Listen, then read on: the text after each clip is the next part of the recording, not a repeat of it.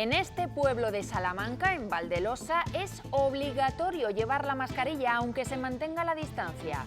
Lo ha decidido el alcalde. Ha visto cómo se multiplicaban los vecinos estas semanas y ha tomado cartas en el asunto. Buenas tardes. No tiene las competencias reales para obligar a los vecinos a llevar mascarilla, pero él ha querido hacer todo lo que está en su mano, porque teme los rebrotes por algo tan sencillo como llevar o no la cara protegida. Enseguida lo vemos. También analizaremos el estado de salud de los parques tecnológicos de Castilla y León. En León, las cifras demuestran que el negocio funciona aquí, aunque quieren seguir creciendo. En Burgos llevan más de 10 años con las obras congeladas, un proyecto tecnológico que no acaba de arrancar. Y en el más grande, en Boecillo, en Valladolid, los empresarios piden más ayudas. Poner en marcha iniciativas de liquidez, pues también hemos hecho una reducción, como digo, del 50% en el pago de los alquileres. Necesitamos una ayuda extra, quizás a otras empresas, porque nosotros tenemos la responsabilidad de mantener la innovación y la investigación de Castilla y León. Unas 500 personas tienen prohibido ir mañana a votar en Galicia y en País Vasco. Son los pacientes de coronavirus que han dado positivo. En poco más de 12 horas abren los colegios electorales, que serán más y estarán especialmente protegidos y saneados.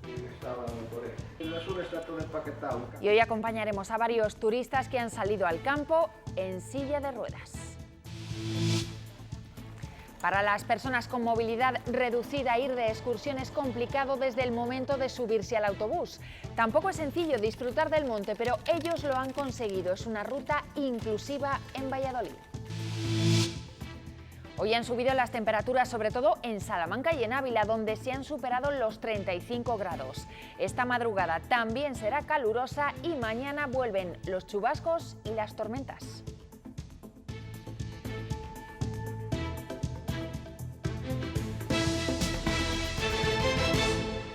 ...2019 fue un año positivo en cifras económicas para los dos parques tecnológicos que hay en la comunidad, el de Boecillo y el de León. Sin embargo, si echamos la vista atrás, vemos cómo han disminuido las empresas en el de Valladolid. Desde la crisis de 2008 han perdido más de 2.000 empleos. En León la tendencia fue en positivo, pero aún así tampoco se alcanzó el volumen de negocio que se pretendía. El más tocado fue el de Boecillo. Ahora los empresarios piden más esfuerzo a las administraciones para enfrentar la crisis de la pandemia. Dos crisis económicas se llevaron por delante más de un 30% de las empresas del Parque Tecnológico de Boecillo, en Valladolid. Muchos de los que resisten hoy son propietarios. No nos vamos a marchar. Esta sí que tenemos aquí asentado el patrimonio y la actividad. Tienen también ganas de crecer, por eso piden más acción a la administración local y autonómica. Necesitamos ayuda y necesitamos una ayuda extra, quizás a otras empresas, porque nosotros tenemos la responsabilidad de mantener la innovación y la investigación de Castilla y León. Apuntan a una rebaja del impuesto de sociedades o del IBI, como han hecho en Madrid. En Castilla y León, una de las decisiones ha sido no subir impuestos. Al margen también de poner en marcha iniciativas de liquidez, pues también hemos hecho una reducción, como digo, del 50% en el pago de los alquileres de los espacios en los parques tecnológicos de nuestra comunidad autónoma. Y sí, aunque los dos parques, el de Boecillo y León, han mejorado los datos de facturación en 2019... Más del triple que la media española. A ellos, los empresarios, les preocupa la promoción de los parques. Aquí hay más de 50.000 metros cuadrados de suelo para que se implanten, que tienen que crear esas medidas de atracción del inversor. Medidas que tienen que ver con el precio del suelo o ayudas al asentamiento, todo para retener el talento de los jóvenes en la comunidad.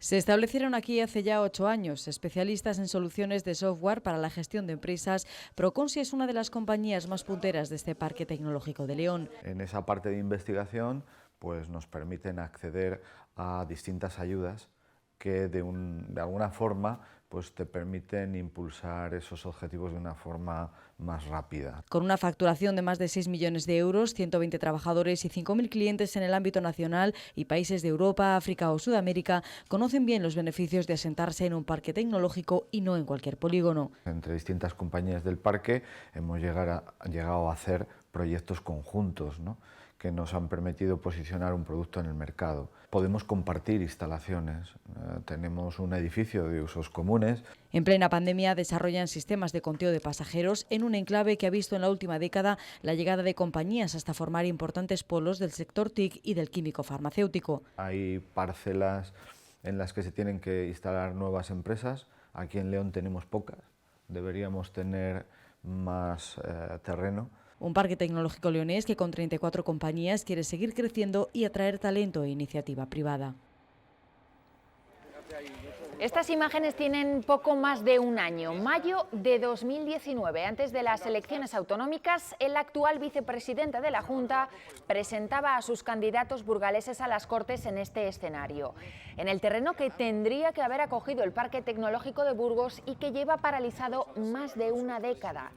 Francisco Igea acusaba al gobierno regional, entonces solo del PP, de este fiasco, decía, y se comprometía a que estuviera funcionando en los próximos 4 años. A ver, por favor, un minuto, ven para acá. Ha pasado un año y el Parque Tecnológico sigue siendo un espejismo en Burgos. El Ayuntamiento de Cardeña-Jimeno, la localidad de ese terreno vacío, denuncia falta de voluntad política. Creen que no verán empresas allí hasta dentro de, por lo menos, dicen, 8 años. Noelia Ordóñez. Hace 15 años, desde que comenzaron los trámites para desarrollar en estas 127 hectáreas el parque tecnológico. En 2011, tras la crisis, la empresa que comenzó las obras quedó en concurso de acreedores. Pero hace un año este parque volvió a inaugurarse y, según nos cuentan desde el Ayuntamiento de Cardeña-Jimeno, les prometieron que en 2021 las empresas podrían comenzar a instalarse. Esto será imposible porque de nuevo las obras se han parado. El estado es lamentable, se nos prometió el año pasado que en 2 años esto estaría operativo, que estarían las parcelas listas para la venta, para que empresas pudieran instalarse aquí. Sin embargo, pues más retrasos y lo mismo de siempre, no hay voluntad política porque esto salga adelante. Al consejero de Economía también le hemos preguntado en qué punto está ese proyecto en Burgos después de toparse con una crisis económica y con problemas legales por los que la Junta ya asumió responsabilidades. Fernández Carriedo augura que como pronto las obras empezarían en 2023.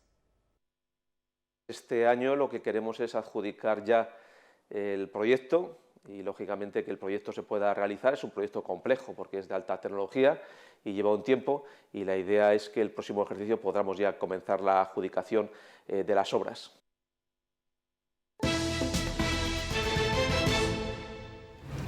Jornada de reflexión en Galicia y en País Vasco, un sábado en el que hemos visto a Alberto Núñez Feijóo con su madre, a Íñigo Urkullu con voluntarios de la campaña electoral y al resto de candidatos en actividades mucho más tranquilas que las que han tenido durante los últimos días. En unas horas, cerca de 4 millones de electores decidirán cómo serán los próximos gobiernos de estas dos comunidades. No va a ser precisamente una jornada electoral típica, sobre todo en las zonas de Galicia y de País Vasco, que en los últimos días han vivido rebrotes de casos de COVID-19. En las dos comunidades, ninguna persona con la enfermedad confirmada o con síntomas podrá votar. En los colegios electorales, las medidas de higiene y de seguridad serán extremas. Prácticamente todo está ya preparado. En solo unas horas, los colegios electorales de Galicia y País Vasco abrirán sus puertas y lo harán con fuertes medidas de seguridad. La primera de las medidas que se ha tomado ha sido el desdoblamiento de los colegios con un número de mesas más elevadas. Habrá, por tanto, más mesas y más colegios electorales, como este en Bilbao, y en todos geles hidroalcohólicos. Para que justamente al acceder pues se haga una higienización de las manos. Y por supuesto, mascarillas, porque serán obligatorias y solo se retirarán para comprobar la identidad del votante. Dentro del mes electoral, las medidas que se van a tomar son la separación de los puestos de los miembros de la mesa a 1,5 metros. Esa distancia social será muy estricta entre los electores, a los que se pide rapidez y, si es posible, que salgan de casa con la papeleta. Va a ser absolutamente seguro desde el punto de vista de las garantías sanitarias. Mensaje de tranquilidad desde el gobierno gallego ante unos comicios en los que no podrán votar, tampoco en el País Vasco, las personas con positivo por COVID-19 ni quienes tengan síntomas. Quienes lo incumplan estarían cometiendo o presuntamente un delito. Sí podrán votar los contactos cercanos de enfermos, siempre que se encuentren bien y extremen las precauciones. Aquí, en Ordicia, municipio vasco afectado por los rebrotes, incluso han instalado mesas electorales al aire libre. Mientras, en Galicia, en las zonas de la comarca de A Mariña que siguen confinadas, este domingo, y solo para votar, se permitirá la movilidad.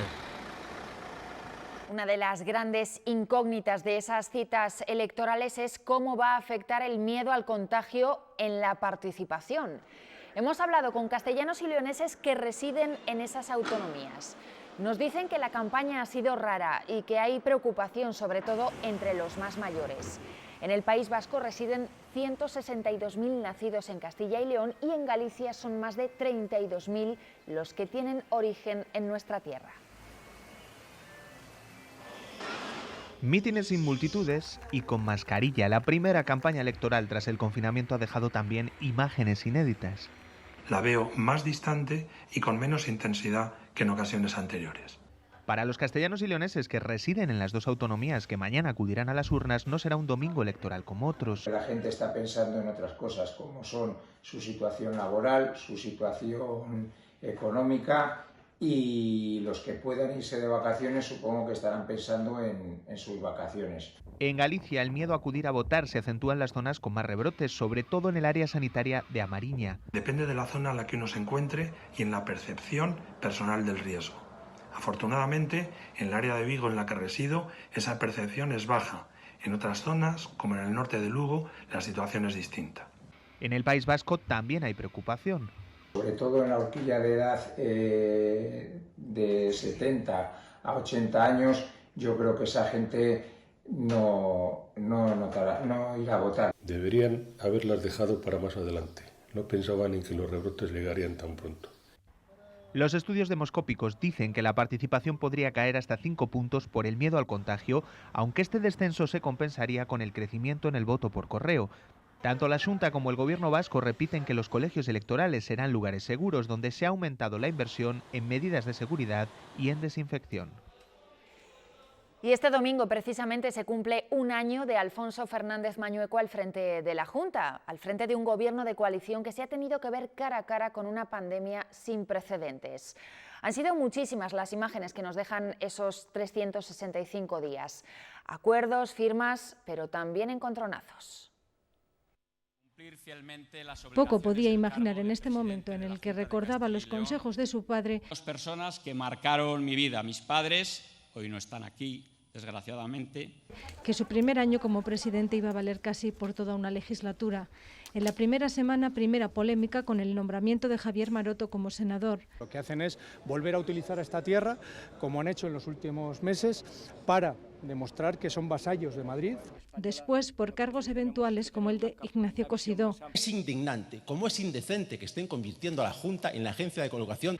Y una huelga de funcionarios por no cumplir las 35 horas en el mes de noviembre.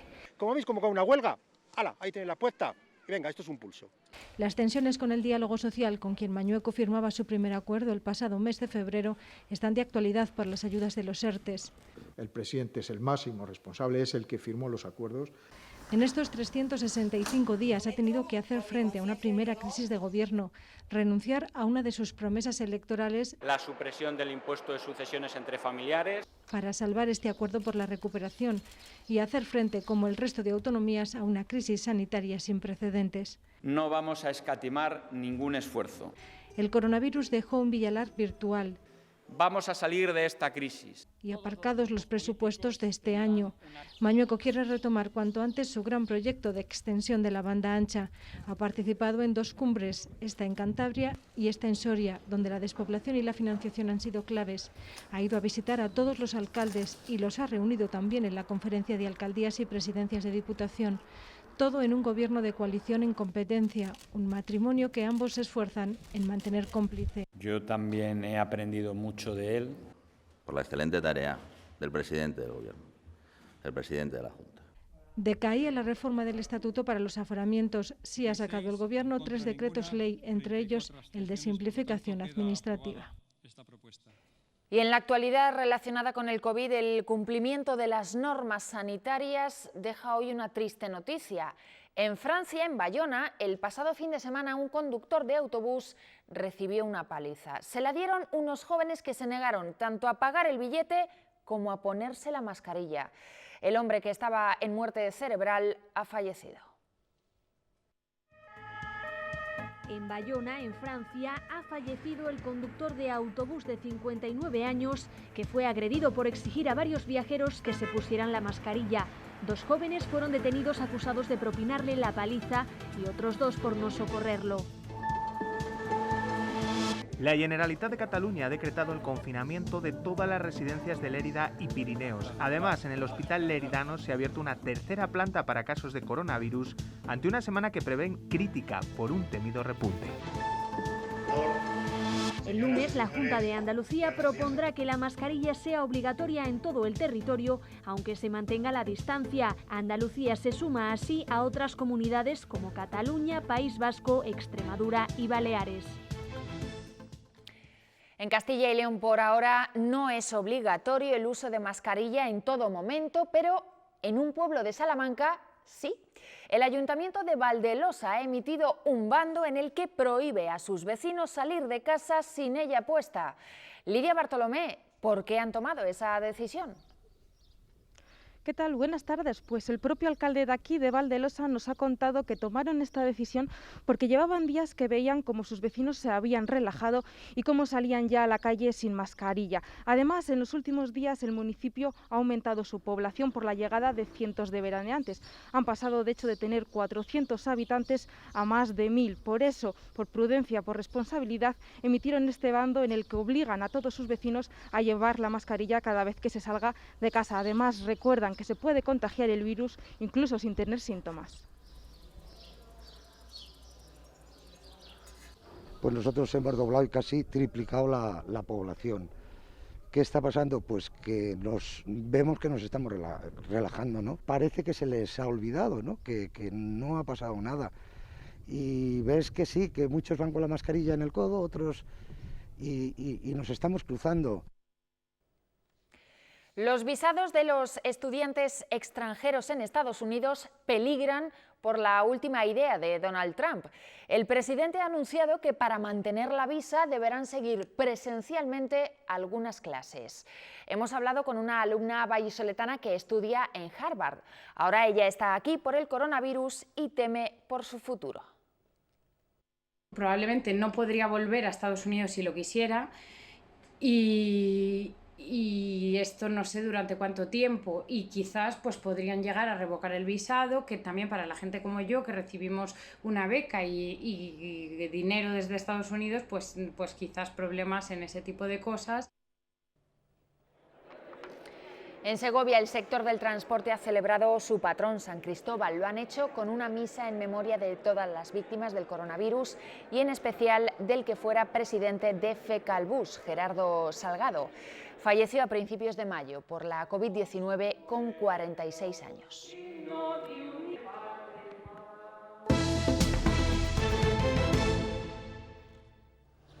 En Salamanca, un hombre de 35 años ha terminado en el hospital después de ser agredido esta madrugada en la salida de un local de ocio nocturno. Fue en esta céntrica plaza de la capital salmantina y hasta allí se desplazó una ambulancia que lo trasladó hasta el complejo asistencial. Había recibido varios golpes en la cara. Continúa la investigación sobre el atropello de Pedrosillo el Ralo, en el que fallecieron 3 mujeres. El conductor, un joven de 38 años, explica hoy en la Gaceta de Salamanca que no las vio. Asegura que cuando se quiso dar cuenta ya las tenía encima y que era imposible evitar el atropello.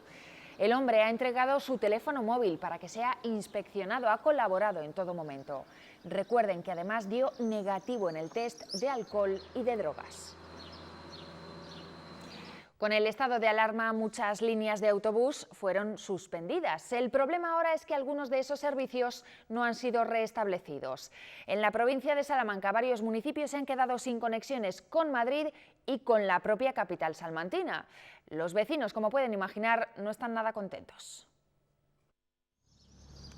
Creían que con el fin del estado de alarma iban a recuperar todas las líneas de autobús que estaban paralizadas desde el mes de marzo, pero no ha sido así. No es razonable, es totalmente injusto y creo que deberían de restablecer la línea, pero ya, inminentemente. A día de hoy, Béjar, Guijuelo o Linares de Río Frío continúan sin tener ningún servicio que les lleve hasta Madrid. Muy perjudicial porque al final estábamos acostumbrados a que aquí teníamos el coche que iba, el autobús que iba directo, y ahora pues desplazarnos hasta Salamanca, coincidir que hay Autorres, que también hay muchos menos que antes. Ya es una vergüenza, los pueblos están quedando totalmente aislados y no hay recursos para poder ir a Madrid. Pero no es la única línea que no ha vuelto, tampoco lo ha hecho la que cubre el trayecto Coria-Salamanca y que pasa por muchos municipios hasta que llega a la capital salmantina. Es que al final en el pueblo nos vamos a quedar vaciados y nos van a obligar a tener que ir en coche. Los diputados del Partido Popular por Salamanca han denunciado esta situación,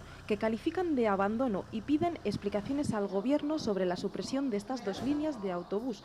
Aseguran además que es intolerable que tanto los usuarios como los alcaldes no hayan recibido aún ningún tipo de información.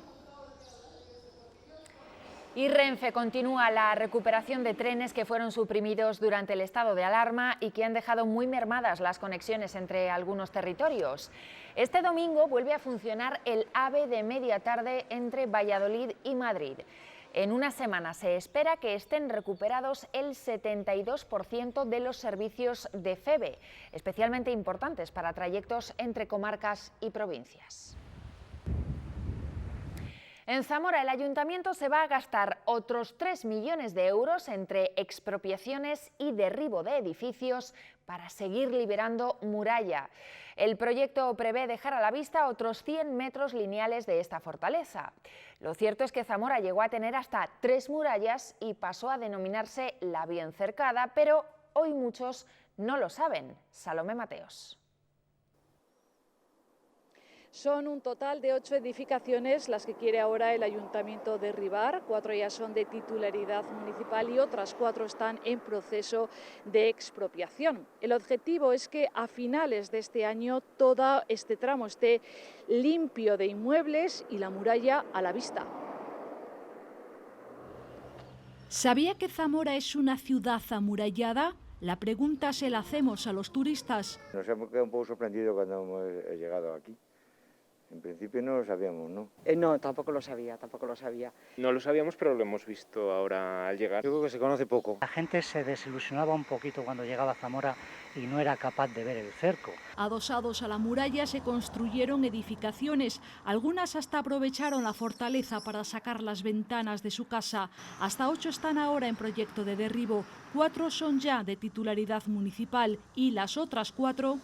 Pues estamos en negociaciones de expropiación de cara a iniciarlas y poderlas concluir positivamente. 7 inmuebles están en la avenida de la Feria y otro más es este, el de la bajada de San Martín. Todos están pegados unos a otros. En este año la previsión o el objetivo sería liberar todo lo que veis aquí, con lo cual la muralla quedaría ya expuesta.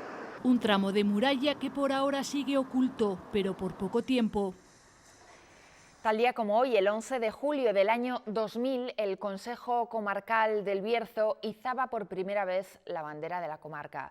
Hoy han recordado ese día repitiendo escenario el Ayuntamiento de Peranzanes. La bandera nació con polémica, pero se ha convertido ya en el símbolo más querido por los bercianos. Entre esta imagen Y esta otra han pasado 20 años. Fue en el año 2000, con una ley de la comarca que daba sus primeros pasos, cuando el Bierzo se dotó de bandera. Se izaba por primera vez en Peranzanes. Una de sus vecinas, Esther, ha sido testigo de ambos acontecimientos. Un orgullo que sea en nuestro pueblo, el primero que la consiguió. La bandera nació con polémica, primero porque eran varias las opciones, después porque algunos ayuntamientos se negaron a lucirla, pero ha llegado a nuestros días siendo el símbolo berciano más apreciado. A mí me gusta todo de ella, todo. La llevo en el corazón más que puesta en el coche. Yo tengo una, sí. Pasa que la tengo en Valladolid, que muchas veces cuando ponen los partidos y demás, pues yo pongo mi banderita del Bierzo. El símbolo de la bandera es el que nos une a todas las gentes del Bierzo, en cualquier parte del mundo, donde haya una reunión de gente de nuestra tierra, va a haber una bandera del Bierzo. Los colores blanco y azul, el escudo del Bierzo y la cruz de San Andrés lucen siempre allí donde hay un berciano.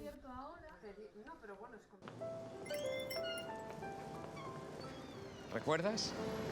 Esta farmacia fue mi casa y la de tantos. Aquí aprendí lo que es estar siempre de guardia. Algo que hoy tiene más valor que nunca. Es estar ahí para el que olvida su dosis, necesita un buen consejo o un antitérmico a las tantas. Es permanecer en primera línea, como en esta pandemia. Así que cuando veas esta cruz, recuerda que nuestros farmacéuticos han estado y estarán para ti, siempre de guardia.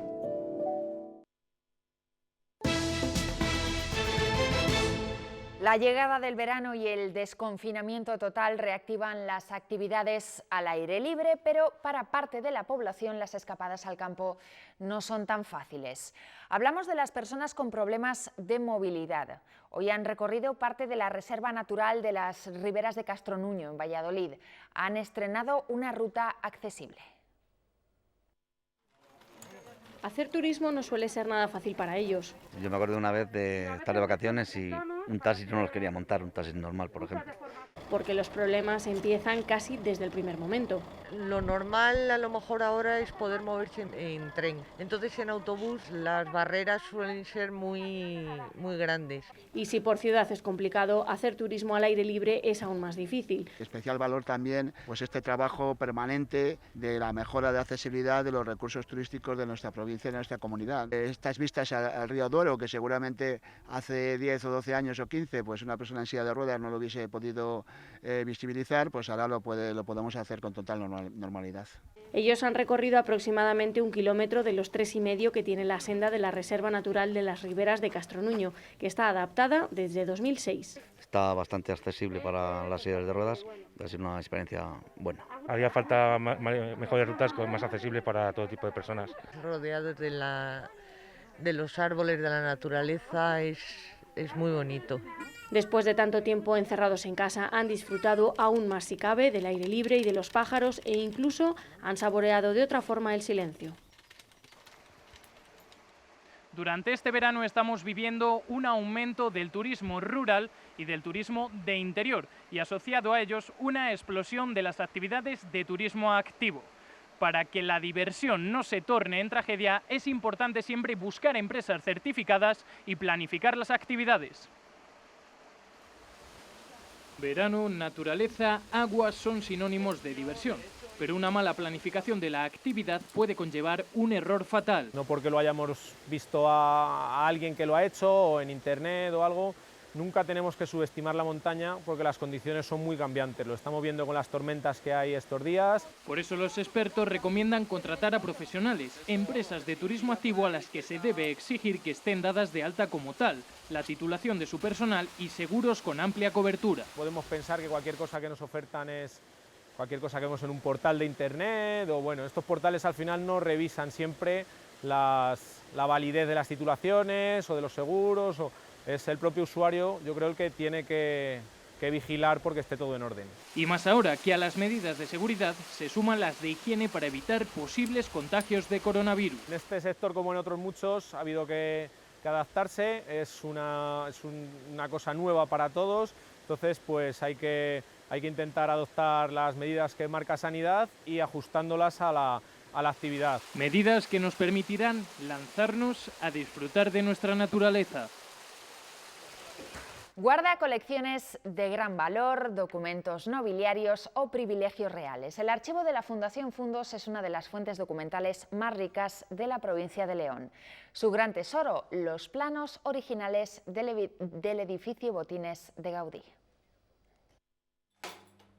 La colección privada de la Fundación Fundos se guarda bajo estrictas medidas de seguridad en esta antigua cámara acorazada desde los años 70. La temperatura, la humedad que necesita cada uno de los documentos, y para esas condiciones de seguridad está vigilado las 24 horas. El archivo de familias nobles como los Condes de Luna, el de la Sociedad Amigos del País, Germen de los Montes de Piedad, la historia y fusiones de las cajas de ahorro. Parte del legado que las cajas, que son el fruto del ahorro popular, nos dejaron a lo largo de los siglos.